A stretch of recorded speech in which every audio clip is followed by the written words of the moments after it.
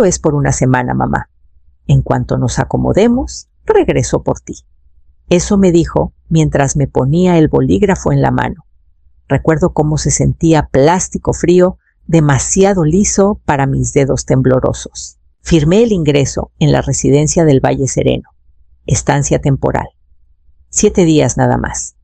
Un lugar tranquilo, mientras Leocadio y Serafina terminaban de instalarse en su casa nueva.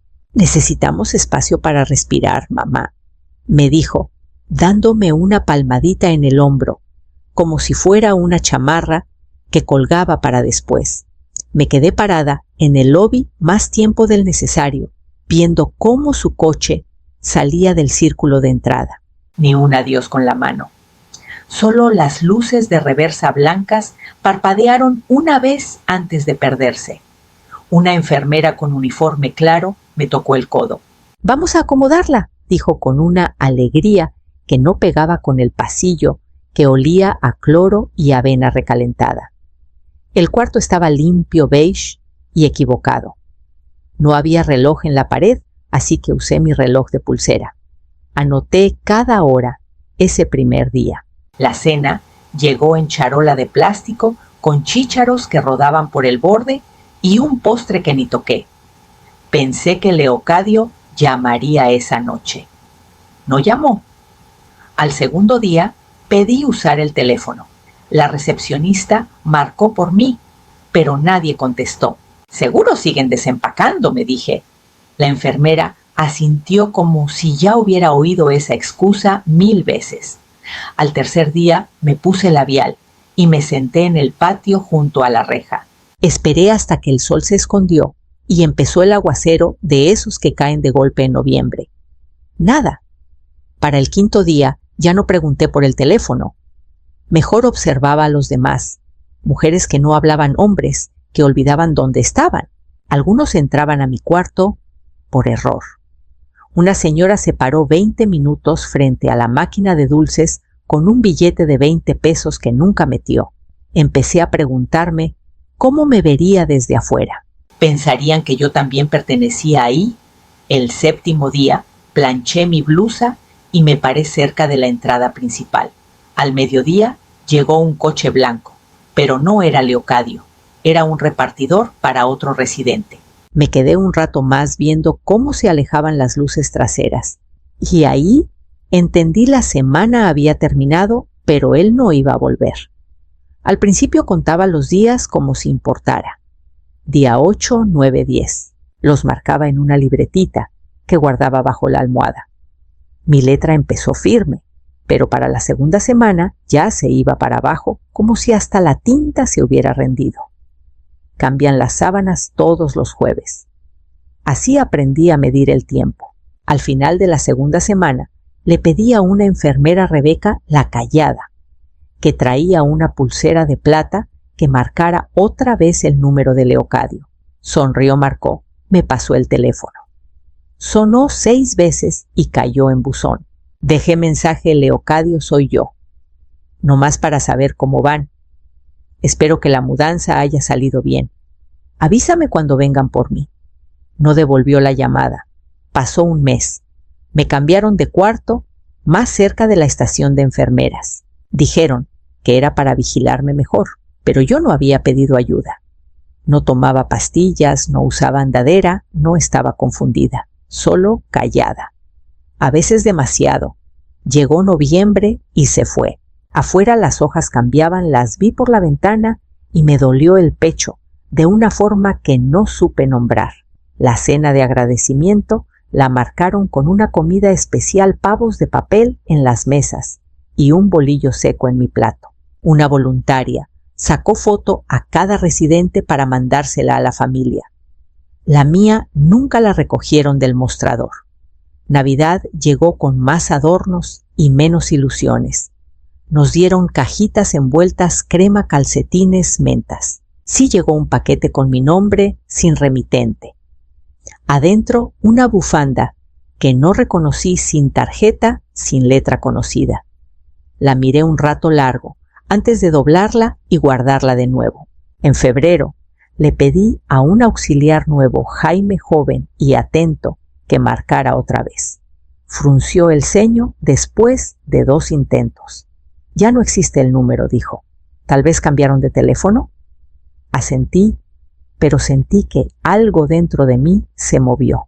Cuando llegó la primavera, dejé de escribir en la libretita. Las páginas se sentían demasiado limpias para una vida que se había detenido. Empecé a mirar más a los demás, los que nunca levantaban la vista cuando pasabas, los que hablaban solos con gente que no estaba. Y empecé a preguntarme, no si me habían olvidado, sino si me habían puesto ahí a propósito. Rebeca llegó un martes por la mañana con mi expediente como si pesara más que papel. La anoté porque iba del folder a mí y de regreso frunciendo el ceño cada vez más. La mayoría de las enfermeras ojeaban, asentían y seguían. Rebeca leía, me tomó la presión. Escuchó mi pecho, hizo las preguntas de siempre. Nombre, fecha de nacimiento. ¿Qué día es hoy? Contesté sin pensar. Cuando terminé, no escribió de inmediato. Siguió mirándome la cara como buscando un síntoma que no encontraba. Está usted muy lúcida, dijo al fin. Siempre lo he estado. Respondí más a la defensiva de lo que quería. Pasó otra hoja. Aquí no hay diagnóstico cognitivo, ni problema neurológico, ni de movilidad. Volvió a mirarme. ¿Sabe por qué la ingresaron? La pregunta se quedó flotando más tiempo del debido. Abrí la boca, la cerré, volví a intentarlo. Cuidado temporal, dije. Mi hijo se mudaba. Solo necesitaba una semana. La cara de Rebeca no se suavizó. Se puso más cuidadosa. Acercó una silla y se sentó a mi altura. Bajó la voz. ¿Usted aceptó quedarse aquí por voluntad propia? Sentí calor subiéndome al cuello. La palabra voluntad retumbaba más fuerte que el zumbido del pasillo. Me acordé de Leocadio, al lado del mostrador de ingreso, la mandíbula apretada, ojeras de cansancio. Me apretó el hombro y dijo, por favor, mamá, ayúdame en esto. No leí las hojas. No hizo falta. Era mi hijo. Firmé lo que me puso enfrente, dije despacio. Confié en él. Rebeca asintió una vez como si esperara esa respuesta. Giró el expediente y señaló un párrafo lleno de letra chica legal. Esto autoriza estancia residencial extendida, indefinida. Y lo nombra a su hijo como responsable principal. Se me cayó el estómago. Miré las líneas, pero no querían cuajar en sentido. Indefinida no sonaba a una semana. Sonaba a puerta que se cierra despacito detrás de uno. Me dijo que era temporal, susurré. Rebeca no corrió a consolarme. No fingió que era un malentendido. Solo se quedó ahí con esos ojos sinceros y dejó que la verdad estuviera en el cuarto. Yo creo que usted no pertenece aquí, dijo, y creo que deberíamos hablar de cómo sacarla. Por primera vez en meses, algo dentro de mí se movió que no era tristeza ni espera. Era chiquito, frágil y daba miedo. Esperanza. Y una vez que Rebeca lo dijo en voz alta, no pude dejar de pensar en la casa que dejé atrás y si todavía me estaría esperando. Tomó 6 semanas. Trámites, llamadas, evaluaciones, una junta callada con la directora, donde Rebeca habló casi todo. Lo presentó como reevaluación de bienestar, pero las dos sabíamos qué era. Deshacer con cuidado una trampa en la que yo había entrado sin darme cuenta. La mañana que salí, empaqué despacio. No porque tuviera mucho unos suéteres, la libretita con el calendario abandonado, la bufanda del paquete sin nombre, sino porque no sabía a qué regresaba. Rebeca se ofreció a llevarme. Dije que sí antes de que terminara la pregunta.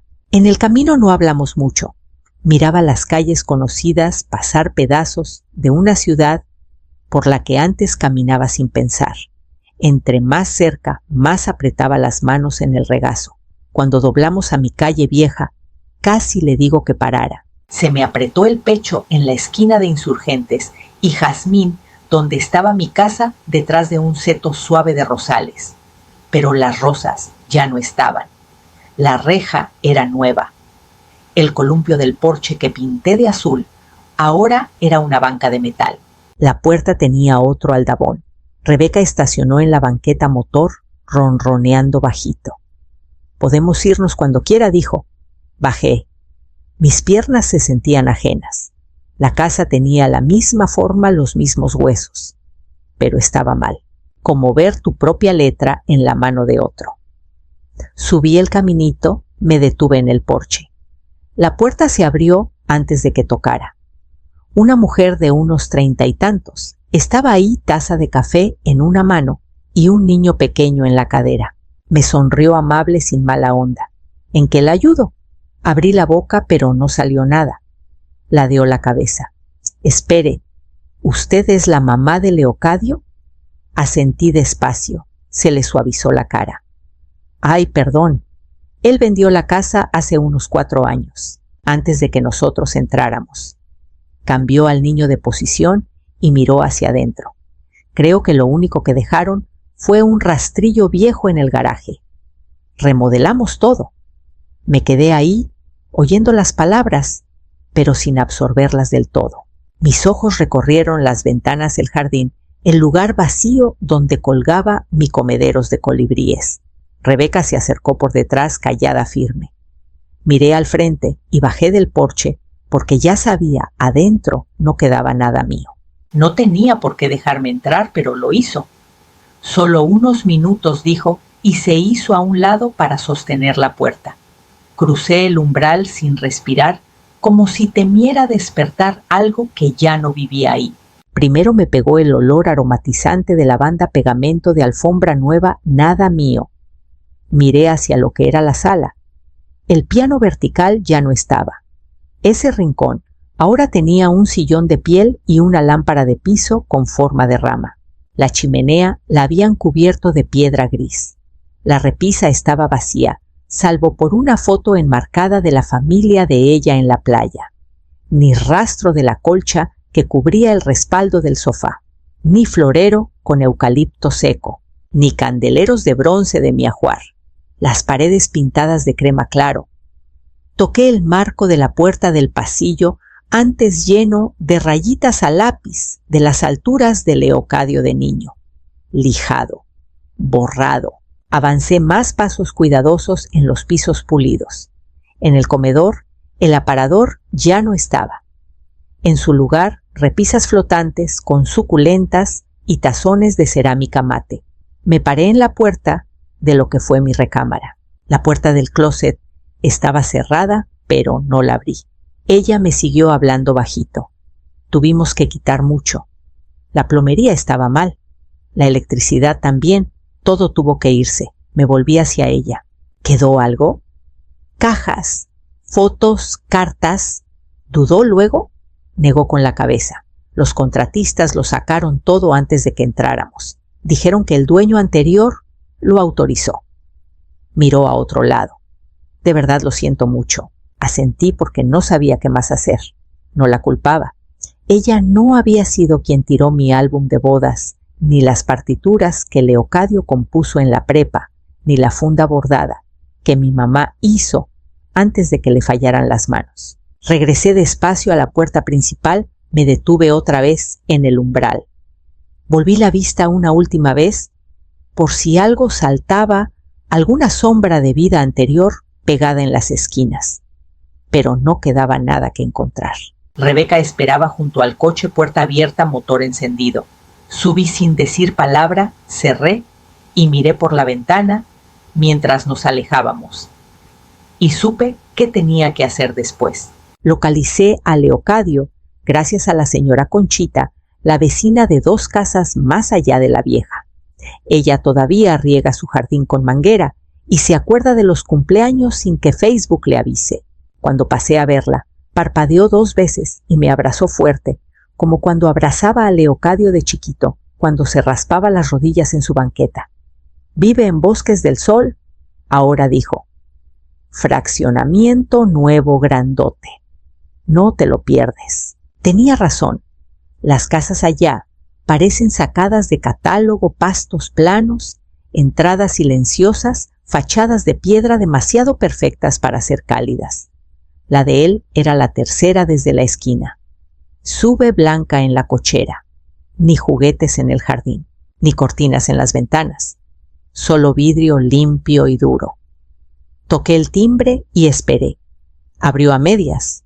Su cara cambió en segundos, sorpresa, fastidio y algo como culpa que no llegó a salir del todo. Mamá dijo, sin calor, sin pregunta, solo un hecho que tenía que reconocer. No esperé invitación. Necesito hablar contigo. Se hizo a un lado sin decir nada. Adentro estaba callado, sin música, sin olor a comida, sin señales de vida. Serafina no estaba. La sala tenía muebles de piel, pisos impecables y un cuadro abstracto enmarcado donde debería haber una foto familiar. Él se quedó de pie mientras yo me senté. Fui a la casa, dije, la señora que vive ahí ahora me dijo que la vendiste. Hace 4 años. Cruzó los brazos. Necesitábamos la lana. Tú ya tenías dónde estar. Lo miré fijo. ¿No pensaste que merecía saberlo? Se encogió de hombros, no cruel, solo limpio. Tenías techo, te cuidaban. La casa se estaba cayendo a pedazos. Tomamos una decisión. Pregunté, no contestó. Respiré hondo. Esa casa guardaba todo. Tu infancia, mi vida. La borraste. Miró a otro lado. Hice lo que tenía sentido. Me paré. Esta vez las piernas no me temblaron. No, Leocadio. Hiciste lo que era fácil. Me siguió hasta la puerta, pero no dijo ni adiós. De regreso en el coche de Rebeca, el silencio se sintió distinto. No vacío, asentado. Y mientras nos alejábamos de su casa, pensé en una cosa que él nunca supo de mí, algo que no había tocado en años, pero que nunca solté de verdad. Había una cooperativa en la calle Aldama a la que no entraba desde hacía más de 10 años. El letrero no había cambiado. La señora del mostrador tampoco, aunque se veía más grande, todos nos vemos. Su voz fue la misma cuando dijo mi apellido de soltera. Casi lloro al oírlo. Mi esposo abrió la cuenta hace 30 años y quiso que quedara aparte. Por si acaso, dijo entonces, golpeando la libretita con una seriedad que me dio risa. Nunca peleamos por dinero, nunca necesitamos secretos, pero él creía en seguridades como otros creen en cinturones de seguridad. Deslicé mi identificación por el mostrador. Las manos firmes. Cuando imprimió el saldo y volteó el papel hacia mí, el número no parecía real. No era fortuna, no en el sentido grande, pero era suficiente para respirar, suficiente para pararme derecha sin pedirle a nadie. Salí del edificio con el papel doblado en la bolsa y sentí algo desconocido asentarse en el pecho. Opción. Rebeca me llevó a una oficina chiquita a 2 cuadras. El letrero decía abogacía para adultos mayores. Adentro un señor llamado Tomás Guerrero me estrechó la mano y escuchó sin interrumpir mientras le contaba todo. La residencia, los papeles, la casa. Leocadio. No suavizó la voz. No me tuvo lástima. Tomó notas. Cuando terminé, se recargó y dijo, lo que hizo su hijo no es solo cruel, es demandable. Me explicó pieza por pieza. Fraude, abuso de confianza, explotación bajo poder notarial, abandono. Cada palabra caía como ladrillo poniéndose en su lugar. No caos, estructura. Rebeca estuvo a mi lado todo el tiempo callada, pero ahí. Cuando Tomás preguntó si quería seguirlo legalmente, no la miré a ella, ni a la ventana, ni al piso, ni a mis manos. Dije que sí. Firmamos papeles, agendamos peritajes, pedimos registros financieros. El proceso empezó a moverse en cuanto dejé de dudar. Salí de esa oficina más ligera que en años, no porque ya estuviera arreglado, sino porque ya no esperaba que me rescataran. Esa noche, acostada en el cuarto de visitas de Rebeca, entendí algo sencillo y aterrador. Ya no le pedía a Leocadio que me devolviera mi vida. La estaba tomando, y el primer paso sería en un juzgado. El juzgado era más chico de lo que imaginaba, sin madera de roble, sin golpes de mazo, solo paredes beige fluorescentes parpadeantes y el ruido suave de papeles. Pero al cruzar la puerta, todo se sintió más nítido. La respiración más firme, la espalda más recta. Me senté junto a Tomás Guerrero en la mesa de la peticionaria. Al otro lado del pasillo, Leocadio miró a todos lados menos a mí. Su traje muy oscuro, muy planchado, de esos que te pones cuando quieres parecer el adulto del cuarto. No lo parecía. Su abogado, un hombre más joven que él, susurraba furioso mientras hojeaba una carpeta que claramente no había leído bien. No necesité oír las palabras para reconocer el pánico. Se le pegaba a la mesa como vapor. Cuando la jueza me pidió hablar, me paré. Dije la verdad. De la semana que se volvió 5 años, de la casa que nunca me dijeron que vendieron, de las cosas que desaparecieron, no solo objetos, sino capítulos enteros de mi vida. Hablé despacio sin temblor en la voz. No lloré. Vi a Leocadio moverse en su silla. Por fin me miró cuando mencioné el formato de ingreso a la residencia. No aparté la vista. Tomás explicó el mal uso del poder notarial, el momento de la venta de la casa, los bienes transferidos sin aviso. Presentó copias de todo correos estados de cuenta, la firma que Leocadio me hizo pasar rápido sin explicación. Todo ahí alineado como soldados. Hechos, no sentimientos. Leocadio no habló. Su abogado intentó defenderse malentendido de buena fe. Falta de consentimiento claro, dinámicas familiares, pero no pegó. La jueza, una mujer con mechones plateados y forma directa de hablar, hizo 2 preguntas. Leocadio no pudo contestar ninguna sin titubear. Luego vino la resolución, devolución de fondos, retiro inmediato del poder notarial, restricciones en cuentas compartidas restantes, investigación por abuso a adulto mayor y sanciones civiles pendientes. No grité de alegría, no sonreí, solo me quedé quieta absorbiendo. No era venganza, lo que sentí al salir era claridad, una calma que no venía de ganar, sino de ser vista, de ya no tener que defender mi existencia. Rebeca me apretó la mano suave mientras salíamos al sol de la tarde. Mañana iríamos a ver departamentos. El departamento no era lujoso, 2 recámaras, balcón y justo la luz suficiente para que se estirara por el piso por la mañana. Pero la primera vez que entré, sentí algo que no sentía en años de elección.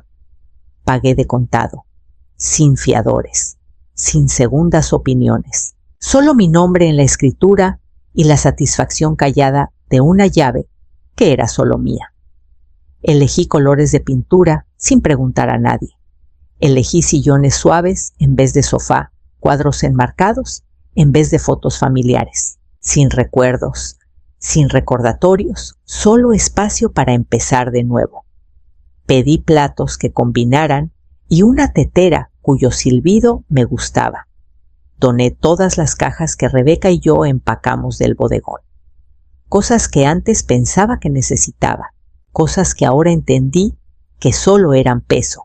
La primera noche me senté en el balcón con una taza de manzanilla y nadie preguntándome dónde estaba o cuándo estaría lista la cena. No me sentí sola, me sentí tranquila. Rebeca pasó el domingo con galletas de jengibre frescas y una planta que juró era de bajo mantenimiento, igualita a mí. Nos reímos un buen rato con eso. No preguntó por Leocadio y yo no lo saqué. Pero más tarde, esa noche después de que oscureció y lavaba la última tacita, el teléfono vibró. Un mensaje. Leocadio, ¿podemos hablar? Lo miré un rato, no con enojo, no con dolor, solo claridad. Él habló cuando necesitaba silencio. Se quedó callado cuando necesitaba verdad. Tomó decisiones en mi nombre a mis espaldas y se dijo a sí mismo que era amor. Pero el amor no te borra. No contesté. Toqué el mensaje, lo sostuve un segundo y lo borré sin dudar. La pantalla volvió a negro y puse el teléfono boca abajo en la encimera. Me serví otra taza de té, abrí la puerta del balcón y volví al aire suave de mi propia vida. Y en algún lugar entre el vapor y el silencio supe que por fin había llegado a casa.